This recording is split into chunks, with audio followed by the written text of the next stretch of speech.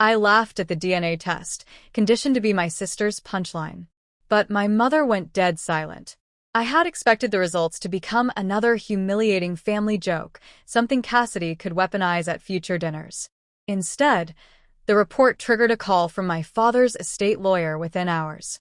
Cassidy had believed that proving I had a different father would erase me from the will.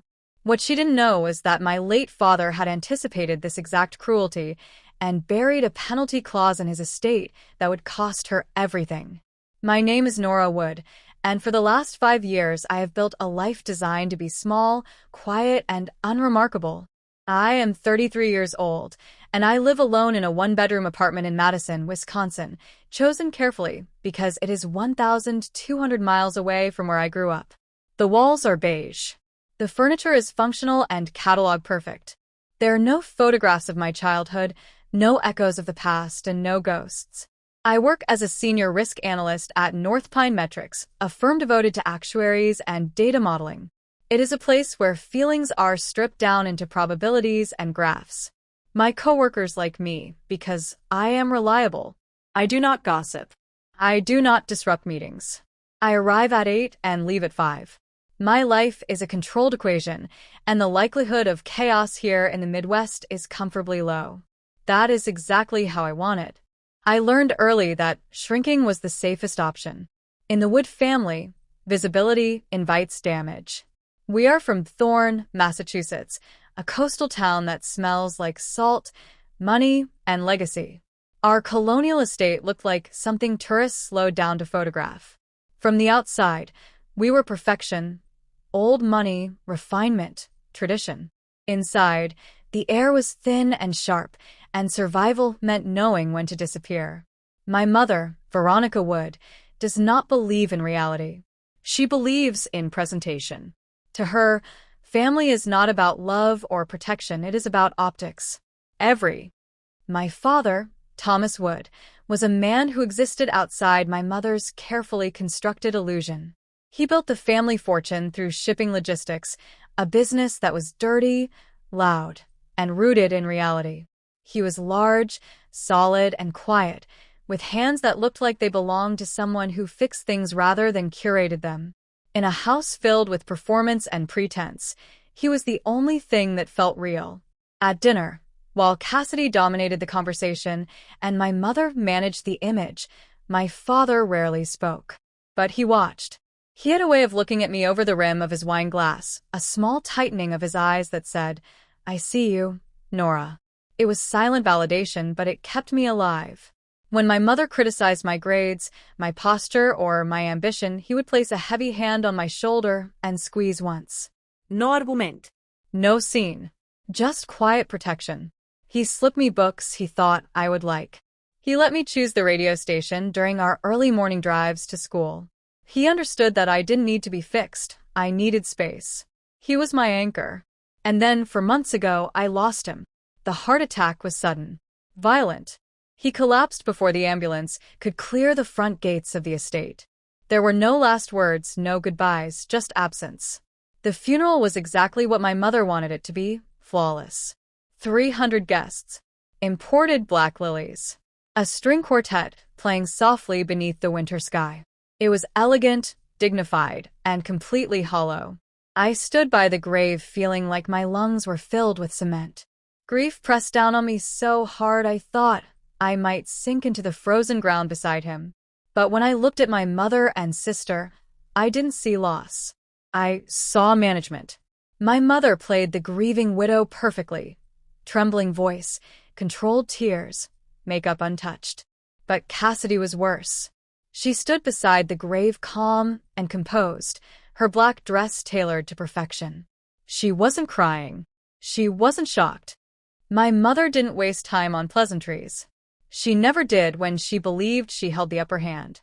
"Nora," she said, her voice smooth and precise, "we need to discuss the estate." I closed my eyes and leaned back against the couch. The noodles had gone cold in my lap. I thought that was already handled. Cassidy's voice slipped into the line before my mother could respond. "Oh, it was. Mostly. Mostly." The word tightened something in my chest. They explained it clinically. as if they were reading from a financial report. My father's assets were substantial. The house, the shipping interests, the offshore accounts, the trusts. And then, almost as an afterthought, Cassidy mentioned the clause. There's a provision, she said lightly, that addresses paternity. The room felt smaller. What kind of provision? A verification clause, my mother answered. Perfectly standard in families like ours. That was a lie. And they all knew it. Cassidy laughed softly. It's just a formality, Nora. A DNA test, given how complicated things were in the early years. I understood immediately. This wasn't about clarity. It was about erasure. If I wasn't biologically my father's child, then I wasn't entitled to anything. No inheritance. No recognition. No protection. You want me to prove I'm his, I said. We want certainty, my mother corrected. For legal reasons. I thought of my father's hand on my shoulder. His quiet assurance. He had never once treated me as anything other than his daughter. Biology had never mattered to him, but it mattered very much to them. Fine, I said. There was a pause. They hadn't expected compliance. The test will be administered here, Cassidy said. At the estate. Supervised. No, irraplia. I'll do it locally. Through an accredited lab. You'll get the results. Silence.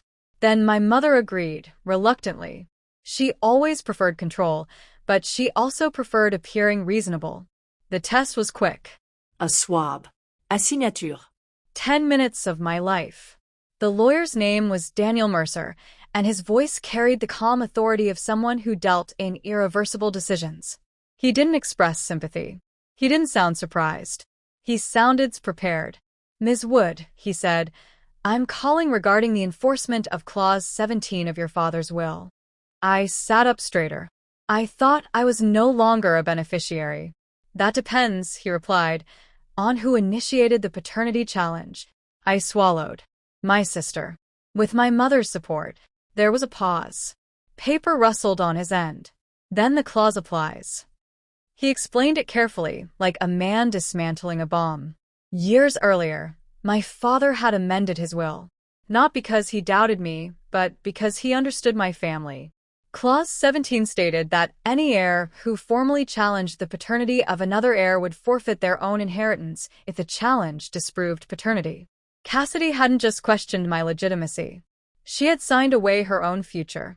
The estate enters a penalty phase, Mercer continued. Your sister's share is nullified. All controlling interests transfer to the remaining legal heir. That would be me? I asked. Yes, he said. Regardless of biological relation. My hands were shaking. My father had known. He had anticipated this exact cruelty and built a safeguard around me, not through emotion, but through law. He had weaponized their obsession with bloodlines against them. Cassidy called again before the shock had settled. This time, her voice was frantic. They're saying I lose everything, she hissed. This is a mistake. Fix it. I can't, I said truthfully. I didn't write the will. My mother took the phone. Her composure was gone. You will renounce it, she said. You will sign it back to Cassidy. No, irraplia. It was the first time I had ever said that word to her, without shaking. The fallout was immediate. Threats. Guilt. Accusations. They said I was stealing. They said I was cruel. They said I was destroying the... Cassidy didn't disappear quietly. She tried emails first, long, carefully worded messages filled with legal jargon and selective affection. Then came the calls. When I stopped answering, she sent letters. Actual paper letters, like we were living in a century where ink could still shame someone into obedience. My mother tried a different approach. She sent apologies. Not real ones. Strategic ones.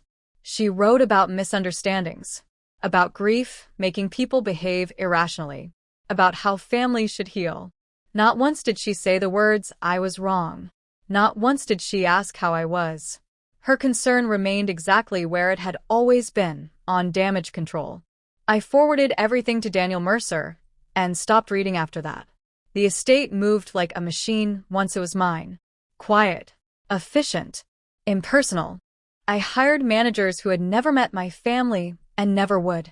I separated ownership from identity, something my mother had never understood. Money did not need to define me. Distance did. For the first time in my life, I slept without bracing myself for criticism. I bought furniture because I liked it, not because it matched an image. I framed a single photo, me and my father at a dock, both squinting into the sun, and hung it where no one could tell me it didn't belong. Cassidy tried one last time. She showed up in Madison unannounced. I didn't let her in. She stood in the hallway of my apartment building, designer coat too thin for the Midwest cold, eyes sharp with fury and disbelief. She couldn't understand how I had won by doing nothing dramatic. No confrontation. No revenge. Just refusal. You think this makes you better than me? She asked. No, I said calmly. It makes me free. She left without another word. I never saw her again. Months later, I received the final report from the estate office. Everything was stable, profitable, boring, exactly how I wanted it. I signed the last document and closed the folder, feeling no triumph, only closure. People think in here. The DNA test results arrived on a Thursday morning. Cassidy had insisted we all be present. She framed it as transparency, as closure, as science putting an end to speculation. She smiled the entire time, certain she was about to perform the final, fatal cut. I laughed when she slid the envelope across the table. It was reflex. Conditioning. Cassidy had made me the punchline my entire life, and my body reacted before my mind could catch up. I expected embarrassment. I expected shame. I expected confirmation that I had never truly belonged. But my mother didn't laugh. She went completely still. Not shocked. Not angry. Frozen, like someone who had just heard a sound they recognized from a nightmare. Cassidy tore the envelope open and read aloud, savoring every word until she reached the line that mattered. Half-siblings. Different fathers. She looked up, triumphant. Well, she said lightly, that explains a lot, doesn't it? She turned to my mother, waiting for validation. She didn't get it. My mother's face had drained of color. Her wine glass trembled in her hand. She didn't look at me. She didn't look at Cassidy. She stared at the table like it might open up and swallow her whole. What? Cassidy snapped. You knew, didn't you? That was the moment the phone rang. The estate lawyer. He asked to speak to me, immediately. Cassidy scoffed. Tell him he can update the paperwork. She's not a wood. She doesn't get a cent. I took the call anyway, and listened, and felt the ground shift beneath all of us. My father had known. Years ago, quietly, without confrontation or drama, he had discovered the truth. And instead of destroying the family narrative, he had done something far more surgical. He rewrote the will. There was a clause, hidden, precise, and airtight. If any heir attempted to use genetic information to disinherit another family member, challenge legitimacy, or publicly weaponize lineage, that heir would forfeit all claims to the estate. Immediately. Irrevocably. A year passed. That surprised me more than anything, how quietly time moved once no one was chasing me. No lawsuits. No dramatic reconciliations. No surprise apologies that meant nothing. Just distance doing its work. Cassidy vanished from the social circuit first. The gallery stopped calling. The friends who had orbited her wealth drifted away when the gravity disappeared. Last I heard, she was consulting for a startup in another state, introducing herself without the wood name. I wondered if she felt lighter without it, or if she felt hollow. My mother tried once more. She sent a single envelope. Inside was a handwritten note. No letteread. No perfume. Just words. I did what I thought was necessary to protect the family. I hope one day you will understand. I understood perfectly. I didn't reply. Understanding does not require forgiveness. I used the estate money the way my father would have approved of, quietly. Scholarships. Infrastructure investments. Long-term funds that didn't carry our name. I stayed invisible by choice this time, not by force. On my 34th birthday, I didn't go home. I stayed in Madison. I took the day off. I walked by the lake. I bought myself a cake from a bakery I liked and ate it alone on my balcony, watching the sky turn orange and then purple. No audience. No narrative. Just me. People still ask sometimes if it bothers me that Thomas Wood wasn't my biological father. It doesn't. He was the only parent who ever chose me. Blood didn't make him mine. Love didn't either. Intention did. And that was enough to outlive everyone else's cruelty. For the first time in my life, I wasn't surviving a family. I was living my own story. Quietly. Deliberately. And finally free.